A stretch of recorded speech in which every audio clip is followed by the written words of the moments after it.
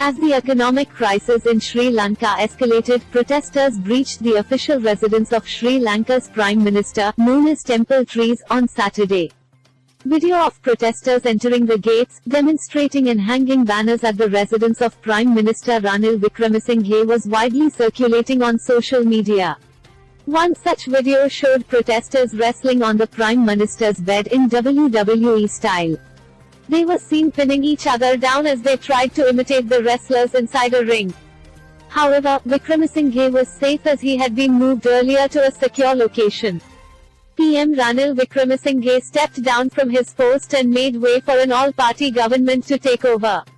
The Prime Minister's media division said that the PM will resign after an all-party government is established and the majority is secured in Parliament.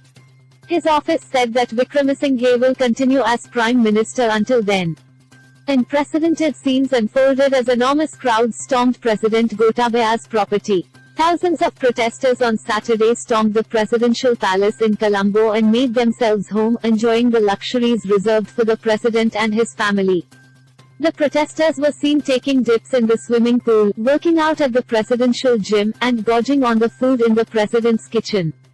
#WATCH As the economic crisis in Sri Lanka triggers nationwide unrest, protesters stormed the premises of the presidential palace in the capital Colombo. Earlier today #Sri Lanka crisis, Sri Lanka President Gotabaya Rajapaksa, meanwhile, was forced to flee amid the escalating violence and demands for his resignation.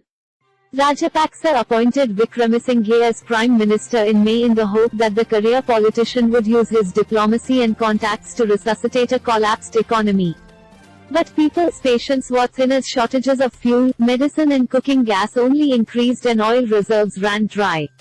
Authorities have also temporarily shuttered schools. The country is relying on aid from India and other nations as leaders try to negotiate a bailout with the International Monetary Fund. Wickremesinghe said recently that negotiations with the IMF were complex because Sri Lanka was now a bankrupt state.